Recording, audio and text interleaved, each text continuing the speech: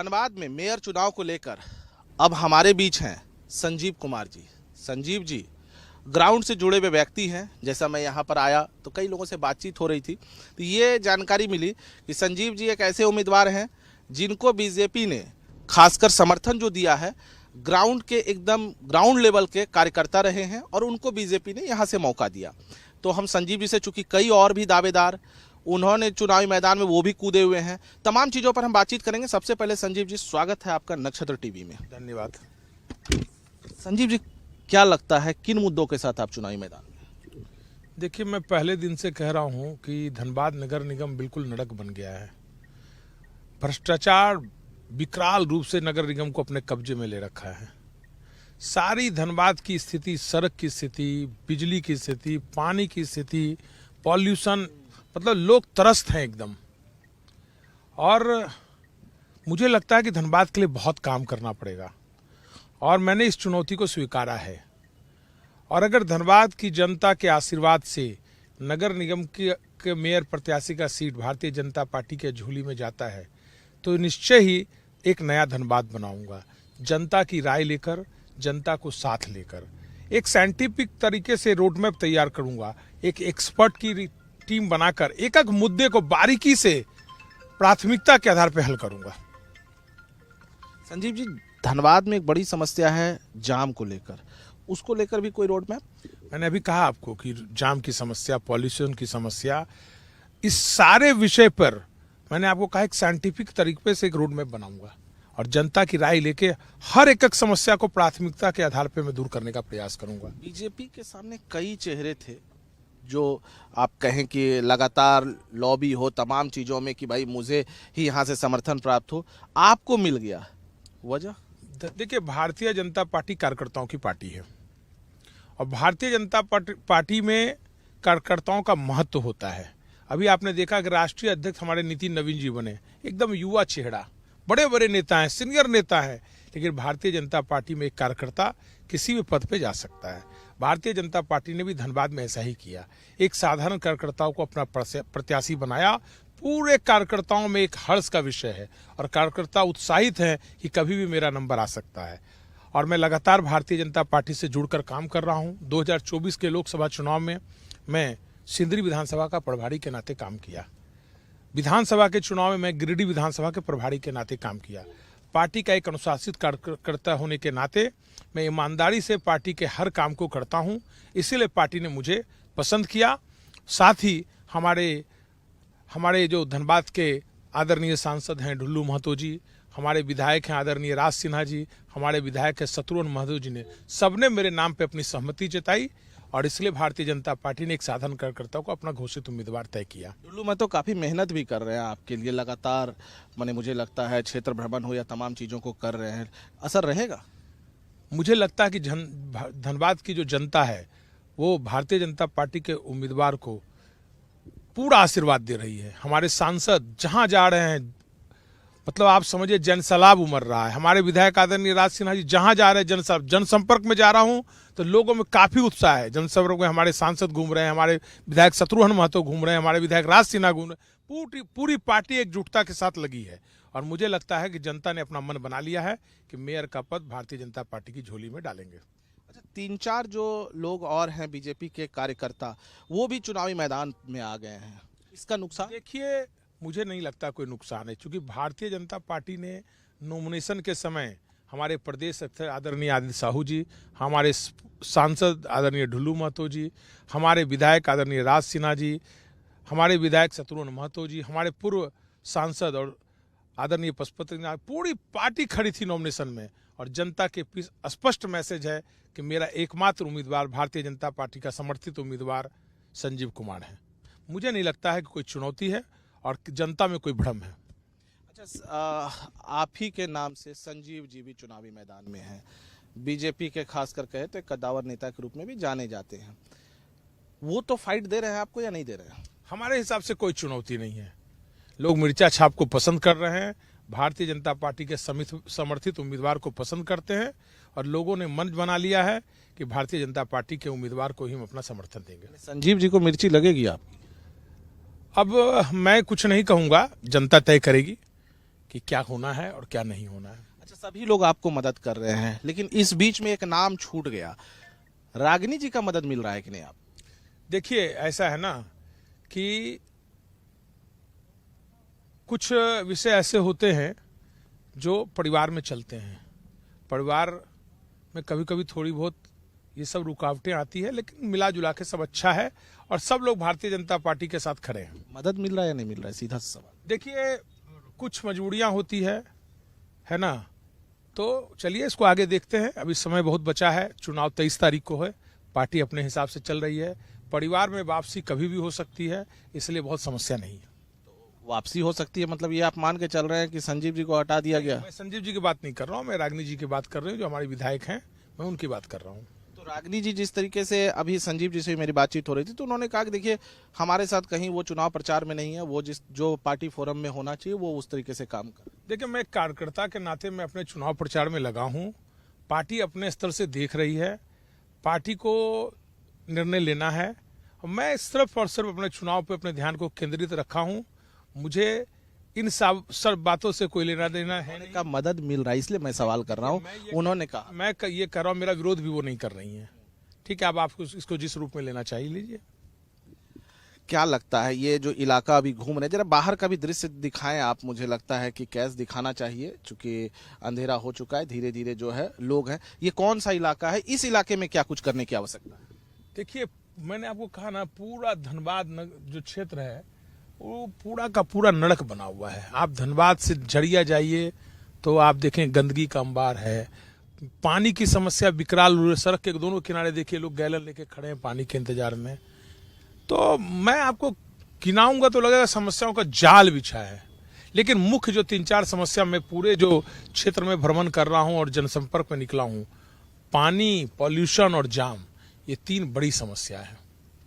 पानी की स्थिति तो ऐसी है कि लोग, मतलब आप समझिए, वैसे तालाब का पानी पी रहे हैं जहां गंदगी का अंबार है उस तालाब में, और देख के आंख में आंसू आता है और बहुत ही ये दुख लगता कि क्या हो रहा है इस धनबाद का।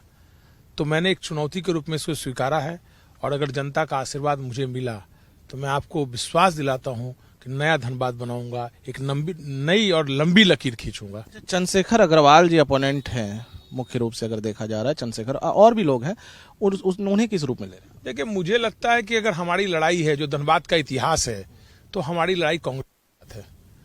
विधानसभा में भी हमारी लड़ाई कांग्रेस की थी और हमने कांग्रेस को पछाड़ा। वहां लोकसभा में भी हमारी जो यहाँ लड़ाई थी वो कांग्रेस के साथ थी, हमने लोकसभा में विजय हासिल किया।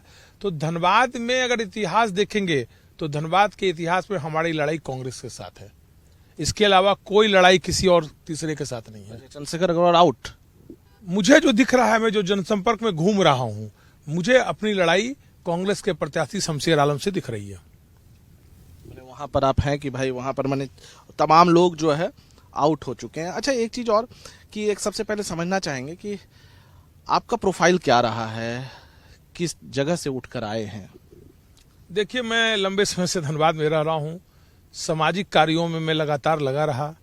लंबे समय से मैं राजकमल सरस्वती विद्या मंदिर में ज्वाइंट सेक्रेटरी, अभी मैं सेक्रेटरी के नाते पिछले 5 साल से काम कर रहा हूं। यहाँ एक बड़ा हॉस्पिटल है जलान द्वारका दास, उसका मैं अभी वर्तमान में उपाध्यक्ष हूँ। लगातार सामाजिक कार्यों में लगा रहा, और मैं कोई नया नहीं हूँ, लोग मुझे जानते हैं। शिक्षा के क्षेत्र में और स्वास्थ्य के क्षेत्र में मैंने बहुत काम किया है, सामाजिक स्तर पर भी मैंने बहुत काम किया है।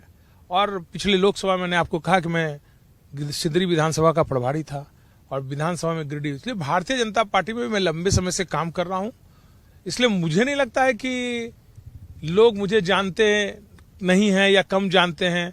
मुझे लगता है कि एक कार्यकर्ता और जनता के बीच में मेरी पहचान है। चंद्रशेखर अग्रवाल इसलिए एक अग्रवाल, और ऐसा कुछ लगता है क्या बीजेपी? मैं पार्टी का कार्यकर्ता हूं, जाति से कोई मतलब नहीं है। पार्टी का कार्यकर्ता लंबे समय से हूं, पार्टी हर जगह युवाओं को आगे ला रही है। मुझे लगता है पार्टी ने एक नवयुवक को आगे बढ़ाया है और उसको इसी रूप में देखना चाहिए।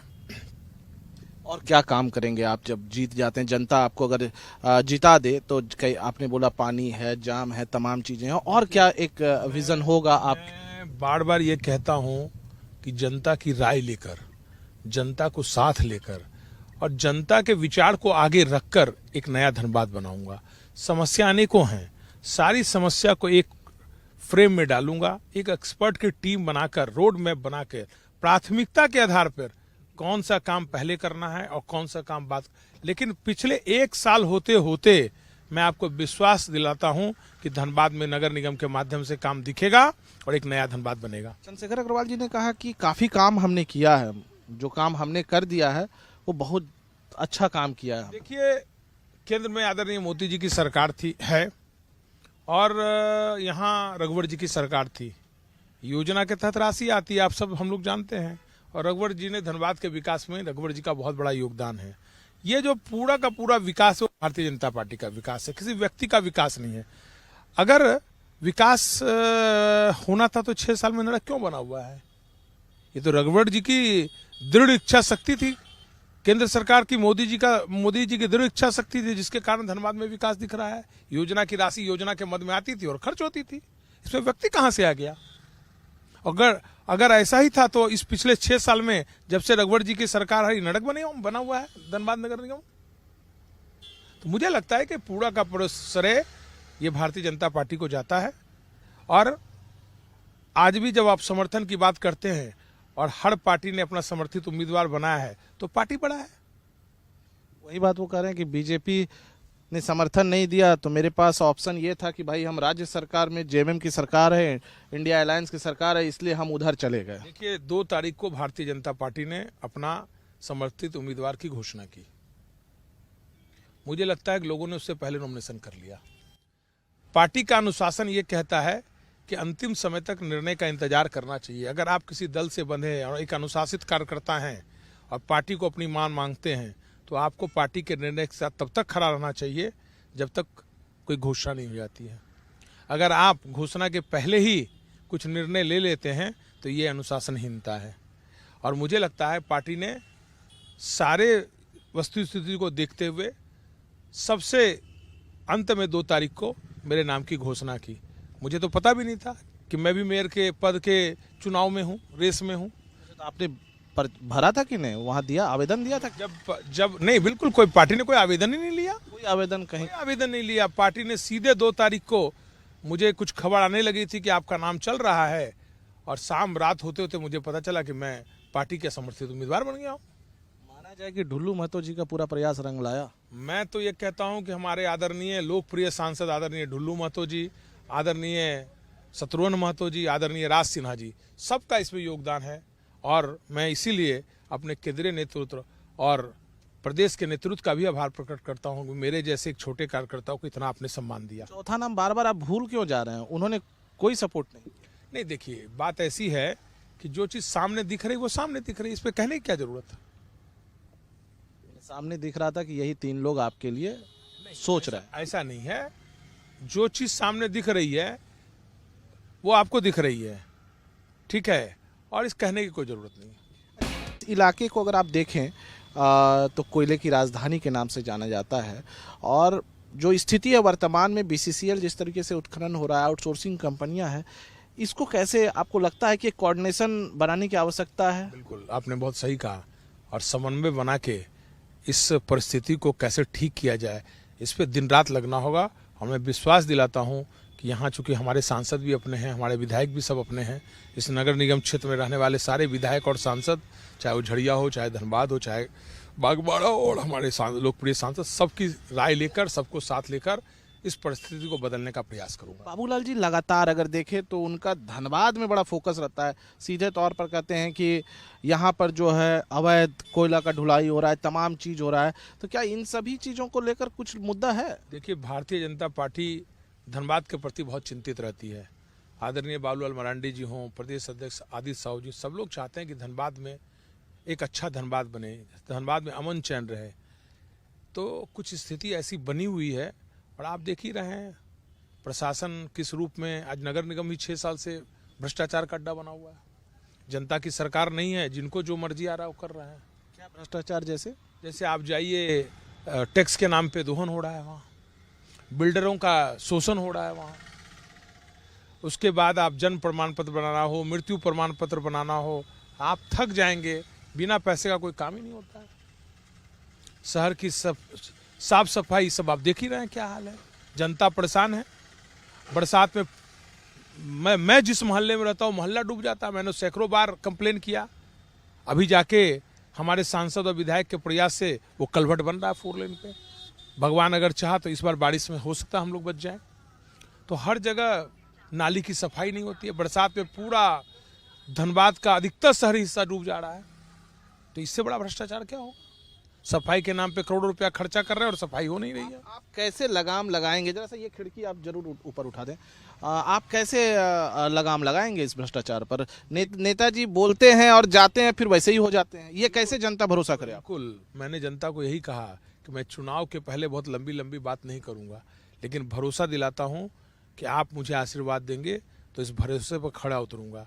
और जब इच्छा शक्ति होती है तो भ्रष्टाचार अपने आप खत्म हो जाता है। मैं आपको विश्वास दिलाता हूं कि जिस दिन जनता का यह आशीर्वाद मिला, दूसरे दिन से आपको रंग दिखने लगेगा। नक्षत्र टीवी के लाखों दर्शक हैं, सबके सामने आपके सामने ये कह रहा हूं, जिस दिन जनता का आशीर्वाद भारतीय जनता पार्टी को मिलेगा, उस दिन कुर्सी पे बैठने के बाद आपको सब कुछ साफ साफ दिखाई देने लगेगा। सबसे ज्यादा विवाद तो विधायकों और सांसदों को लेकर होता रहा है। नगर निगम में विधायक और सांसद मतलब मैंने विधायक, सांसद, कोयला या तमाम चीजों में नाम आते रहा। देखिए, नाम आना और सिद्धता के साथ साबित करना दोनों में फर्क है। नाम लेने के लिए आप स्वतंत्र हैं, आप किसी का भी नाम ले लीजिए। सरकार जिनकी है उनको करना चाहिए कार्रवाई। क्यों नहीं करते हैं कार्रवाई? क्यों नहीं रोक लगाते हैं? कहीं तो आप बताइए, दिखाइए। खाली बोलने से थोड़ा ही होगा। आप आरोप लगाते हैं, साबित करिए ना, पकड़ कर दिखाइए ना। गाड़ियां ट्रक खुलेआम घूमती है, पकड़ के बताइए ना किसकी गाड़ियां हैं वो। क्यों नहीं पकड़ते हैं? क्यों खुलेआम कोयला का धंधा है वो चल रहा है? अगर भारतीय जनता पार्टी के लोगों का हाथ है तो पकड़ के तो दिखाइए। तो आपका कहना है कि बीजेपी का जब शासन था तो कोयला का धंधा नहीं चलता था, अवैध ढुलाई नहीं होती थी? ऐसी गंदगी कभी नहीं थी। इतिहास ब्रेक हो गया। गंदगी थी या नहीं थी? देखिए, थोड़ा बहुत कहीं वहीं चलता था, लेकिन ऐसा नहीं कि जड़ को ही काट दिया जाए। आज स्थिति इतनी भयावक है जिसका कोई हिसाब नहीं है।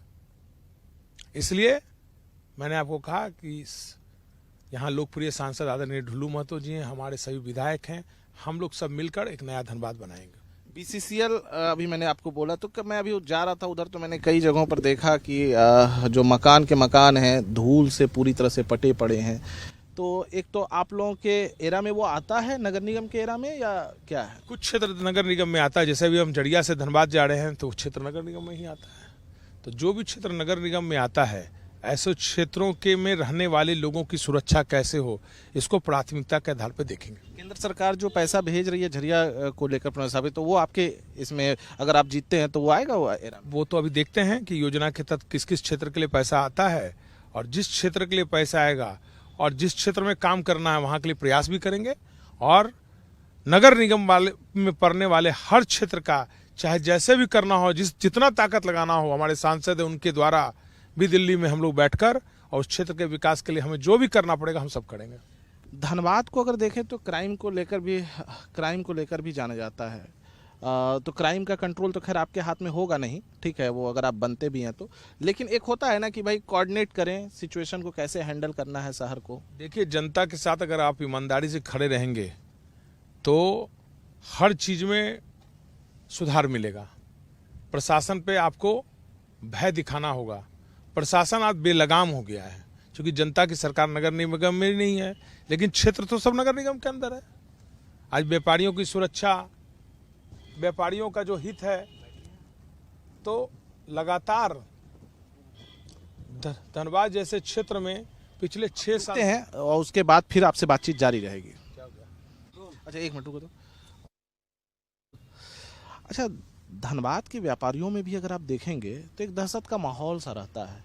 आप भी चेंबर से जुड़े हैं, कैसे इसको ठीक करेंगे? देखिए, मैं भी एक व्यापारी हूं और चेंबर से भी जुड़ा हूं, और पिछले 4-5 सालों से व्यापारी धनबाद में बहुत त्रस्त हैं। आपको पता है कि फ़ोन कॉल आते हैं, रंगदारी मांगी जाती है, और लगातार व्यापारियों का दोहन हो रहा है। और वाकई इतनी बुरी व्यवस्था कभी 4-5 साल में जो अभी चल रही, वैसी व्यवस्था व्यापारियों की धनबाद में कभी नहीं रही। और प्रशासन, आप समझिए, इस भय से व्यापारियों को मुक्त नहीं कर पा रहा है।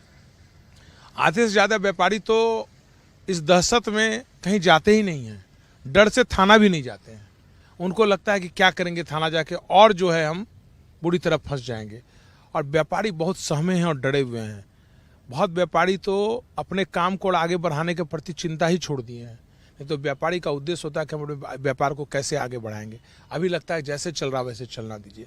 इसलिए अभी इधर मैं व्यापारियों के साथ डेली जनसंपर्क में निकल रहा हूँ। मैंने व्यापारियों को भरोसा दिलाया है कि अगर मैं नगर निगम का मेयर आप सबों के, धनबाद की जनता के आशीर्वाद से बनूंगा तो निश्चित तौर पे जितना मुझे आपके लिए खड़ा होना होगा, जो करना पड़ेगा मैं करूंगा। लेकिन धनबाद में आपकी सुरक्षा के लिए मैं निरंतर प्रयास करूंगा। अच्छा, मिर्च खाते हैं आप? माने मिर्च खाने का आदत है कि कच्चा मिर्च खाया जाए? देखिए, मिर्च के बिना तो कोई स्वाद ही नहीं है।